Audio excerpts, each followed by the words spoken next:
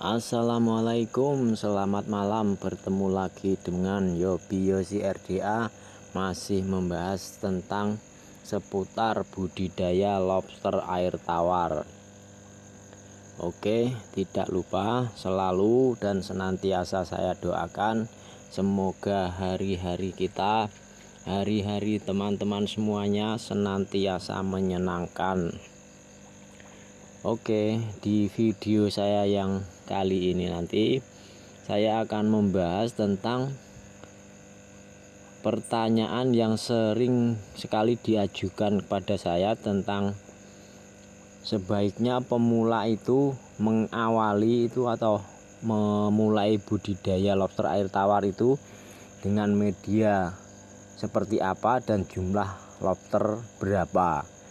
Itu sering banget ditanyakan kepada saya, makanya saya bahas nanti di video ini. Idealnya itu sebagai pemula itu main di angka berapa, dalam artian di kolam ukuran berapa kali berapa dan jumlah lobsternya berapa. Tapi sebelum saya masuk ke tema itu, saya ingin sedikit meluruskan atau pokoknya sedikit meluruskan lah, bahwasanya kan di komenan YouTube saya itu sering sekali ada yang mengatakan itu terima kasih Bang Yobi atau Bang Yosi gitu. Nah, di video ini di kesempatan ini saya ingin meluruskan bahwasanya Yobi Yosi itu bukan nama asli saya, itu cuma nama channel saya, Yobi Yosi, yang artinya itu ya hobi, ya profesi kalau dalam bahasa Jawa. Kalau dalam bahasa Indonesia ya artinya ya hobi ya profesi gitu. Walaupun profesinya itu ya belum profesional banget, dan mungkin hobinya itu juga belum hobi yang sangat-sangat hobi gitu, mungkin belum mencapai itu, tapi ya intinya saya menjalani semua yang saya jalani tentang budidaya lobster air tawar dan lain-lain sebagainya itu dengan perasaan atau dengan rasa di hati itu seolah-olah menjalani sebuah hobi dan sebuah profesi gitu. Nah, terus ada yang menanyakan RDA itu artinya apa Bang? Nah, RDA itu artinya itu dalam bahasa Jawa itu rumangsa durung ahli. Tuh, kalau dalam bahasa Indonesia ya merasa belum ahli. Ya, bahwasanya itu saya jelaskan saya tulis seperti itu atau saya namakan channel saya seperti itu ya karena memang saya belum ahli. Saya merasa saya itu belum ahli yang perfect, itu belum. Saya masih belajar. Ya saya cuma nge-share sebatas pengetahuan saya yang pernah saya jalani, dan saya akan terus menerus mempelajari, dan nanti ketika saya sudah bisa menyimpulkan yang terbaik itu seperti apa ya akan saya share. Dan tidak menutup kemungkinan juga bahwasanya ke depan itu ya, karena saya ini nge-share yang berkaitan tentang hobi dan profesi saya, kan sebagian video-video saya kan ada yang membahas tentang profesi saya sebagai tukang bangunan atau mandor bangunan, yang akhirnya tidak menutup kemungkinan karena channel saya itu berkaitan dengan hobi dan profesi saya, yang mungkin juga nanti hobi dan profesinya itu sama dengan teman-teman atau ada yang mirip dengan saya, ya tidak menutup kemungkinan nanti saya akan nge-share konten-konten yang lain, mungkin tentang piara burung, mungkin juga tentang ternak sapi ataupun ternak kambing, yang mana itu memang sebagian dari hobi-hobi saya gitu loh.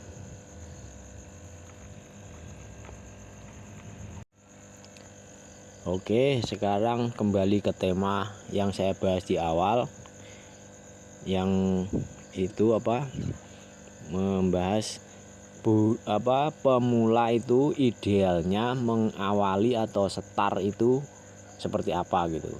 Jadi yang saya bahas ini idealnya. Kalau idealnya itu kan maksudnya yang terbaik mengawali di angka itu, menurut saya, menurut pendapat pribadi saya, yang mana saya sudah menerapkan seperti itu. Walaupun kan ada ideal, Berarti kan kalau ideal itu bisa dikatakan terbaik, tapi bukan berarti saya mengatakan kalau yang mengawali di bawah yang saya jelaskan ini tadi, dalam artian misalkan jumlah lobsternya dan luas kolamnya itu tidak sama dengan yang saya bahas tentang ideal ini, bukan berarti mereka itu tidak baik atau bagaimana, bukan. Cuman kan idealnya itu seperti itu, tapi kan yang di bawahnya itu ya tetap baik gitu loh, dalam artian ideal menurut mereka yang bisa menjalani dengan kondisinya masing-masing. Tapi ini yang ideal menurut saya ini ya menurut versi saya, menurut analisa saya, dan menurut pendapat saya pribadi. Jadi kalau menurut saya ya, yang ideal untuk pemula itu mengawali budidaya lobster itu pakailah kolam terpal itu ukuran 2x1 dengan jumlah indukan kalau 4 in itu 40 ekor, kalau 5 in itu 30 ekor. Itu pemijahan di satu kolam ukuran 2x1. Nah, kenapa saya menganalisa atau menyampaikan pendapat seperti itu? Nah, ini menurut pengalaman pribadi saya, kalau di ukuran kolam segitu itu tidak dengan jumlah yang saya sebutkan tadi ya, itu menurut saya kalau kebanyakan juga tidak, kalau kurang juga tidak. Jadi dia di tengah-tengah.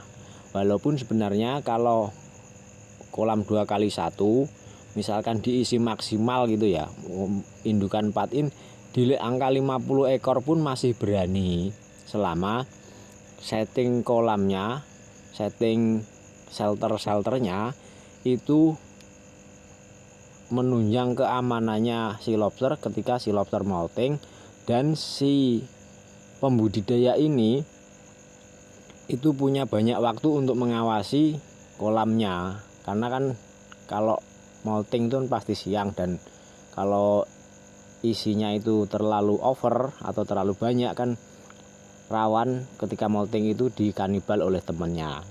Jadi ya kembali lagi yang ideal tadi, kalau menurut saya, karena pengalaman saya itu di angka itu, kalau 4 in itu 40 ekor di kolam 2x1, itu berdasarkan pengalaman saya, yang mana saya budidaya lobster air tawar ini tidak 100% ini kegiatan saya gitu loh. Jadi saya menyarankan kalau memang kondisi teman-teman itu kurang lebih seperti saya yang tidak 100% bergelut di budidaya lobster air tawar, mulailah di angka itu. Kolam 2x1 kalau 4 in itu 40 ekor indukannya yang dipijakan di situ.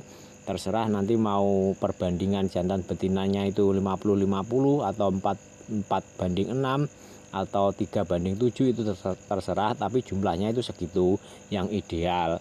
Kalau dimaksimalkan ya seperti yang saya katakan tadi, selama setting kolamnya itu menunjang keamanannya dan si pembudidayanya yang mau mengawali itu punya banyak waktu untuk mengawasi kolamnya.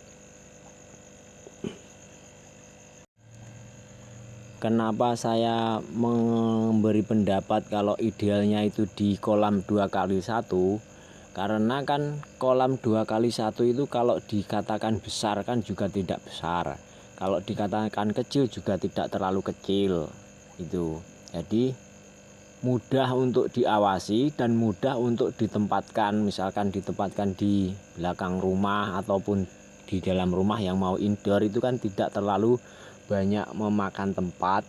Dan karena si pemula ini kan masih mempelajari ataupun menganalisa, walaupun sudah punya pengetahuan mungkin dari channel YouTube atau dari teman atau dari apa gitu kan, yang namanya pemula kan masih mempelajari dan menganalisa gitu loh, karakternya lobster jam segini itu bagaimana, makannya seberapa, terus nanti molting itu di jam berapa, itu kan masih mempelajari. Jadi kalau kolam ukuran 2x1 itu ya pas lah untuk mempelajari atau menganalisa ataupun memulai itu pasnya itu kalau menurut saya di angka itu kolam itu 2x1, karena ya itu ya pengalaman saya, karena dulu juga pernah saya pas awal-awal itu mencoba itu ya pernah pakai ukuran kolam 2x1, saya isi berapa ekor indukan itu pernah saya isi 30, pernah saya isi 40,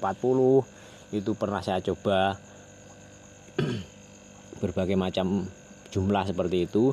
Dan juga pernah saya juga coba di ukuran kolam 2,5 itu hasilnya seperti apa, terus perkembangan lobsternya seperti apa, pernah molting dimakan temennya atau tidak, itu kan pernah saya amati, pernah saya analisa, dan hasilnya itu saya sampaikan seperti ini. Pendapat saya kalau pemula sebaiknya idealnya itu main di kolam 2x1 sebagai pembelajaran atau sebagai mengawali budidaya lobster air tawar. Terus mengenai jumlah yang saya katakan 40 ekor untuk 2x1 ukuran kolam 2x1, kenapa saya menyarankan idealnya itu 40 ekor kalau ukuran 4 in dan 30 ekor kalau ukuran 5 in. Penjelasannya itu seperti ini. Kalau kolam ukuran 2x1 itu seandainya diisi 10 ekor gitu aja ya, itu kan medianya terlalu luas, maksudnya itu isinya terlalu sedikit, dan maksudnya waktu yang kita pergunakan untuk menganalisa dan merawat itu hasilnya itu tidak sebanding dengan kalau isinya 40 ekor gitu loh. Jadi kita merawat sehari itu berapa jam, kita mengamati dan lain sebagainya, itu nanti tidak sebanding kalau isinya itu sedikit gitu loh. Karena kalau isinya sedikit, lobster itu lebih jarang ketemu, jantan betinanya itu lebih jarang ketemu, yang akhirnya jumlah yang bertelur itu tidak banyak gitu loh. Misalkan satu paket betinanya kan 6 kalau dari saya, jantannya 4, terus ditaruh di kolam 2x1, itu kemungkinan nanti yang bertelur itu dalam 1 bulan itu ya paling banyak itu ya 2, nggak sampai setengahnya dari jumlah betina gitu. Tapi kalau main di jumlah 40 ekor, karena kan jumlahnya ya jantan betinanya itu lumayan banyak, itu bisa kemungkinannya itu bisa yang bertelur di pas sortir pertama setelah hari ini kita setar itu, terus 35 hari sampai 40 hari nanti lagi kita sortir, kita cek yang bertelur berapa, itu bisa 2/3 jumlah indukan yang betina itu sudah pada bertelur. Kalau pengalaman saya seperti itu. Jadi kalau 4 paket yang 4 in berarti betinanya kan 4x6 itu 24 ekor.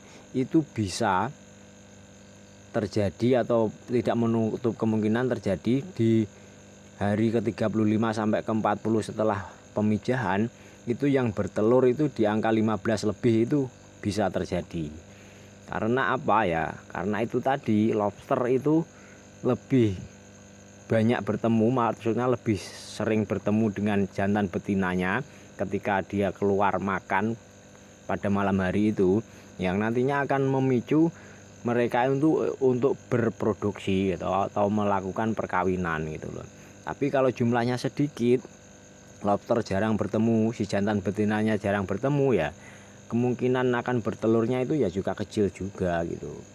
Nah, seperti itu analisa saya atau pendapat saya yang mengatakan idealnya kalau pemula itu main di kolam ukuran berapa kali berapa dan jumlah indukannya berapa.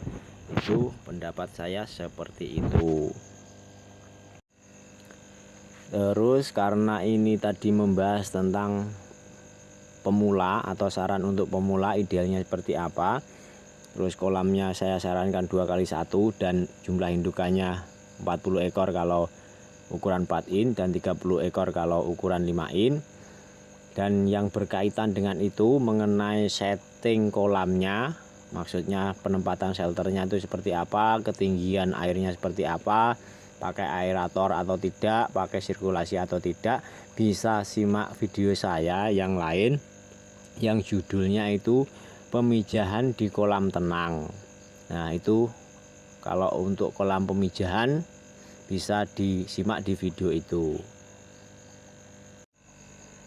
Dan akhirnya di ujung video saya yang ini, saya ingin menutup dengan sebuah pesan. Mari kita isi pikiran-pikiran kita itu dengan hal-hal yang baik. Karena kalau pikiran-pikiran kita itu isinya itu hal-hal yang baik, niscaya tindakan-tindakan kita pun akan baik pula. Dan kedepannya kita itu akan menerima kenyataan itu yang baik-baik pula. Karena segala sesuatu yang akan terjadi di masa yang akan datang itu berawal dari pikiran kita hari ini atau detik ini, dan dilanjutkan oleh tindakan kita mungkin 1 jam ke depan atau 1 hari besok atau 1 minggu ke depan. Dan hasilnya itu akan kita rasakan di masa yang akan datang. Makanya mari kita isi pikiran-pikiran kita dengan hal-hal yang baik-baik saja. Oke, bila mungkin video ini isinya dibutuhkan oleh teman atau saudara Anda, silahkan share saja. Dan bila ada pertanyaan silahkan tulis di kolom komentar. Dan bila berkenan silahkan subscribe. Saya Widayat, terima kasih karena sudah menyimak. Assalamualaikum, selamat malam.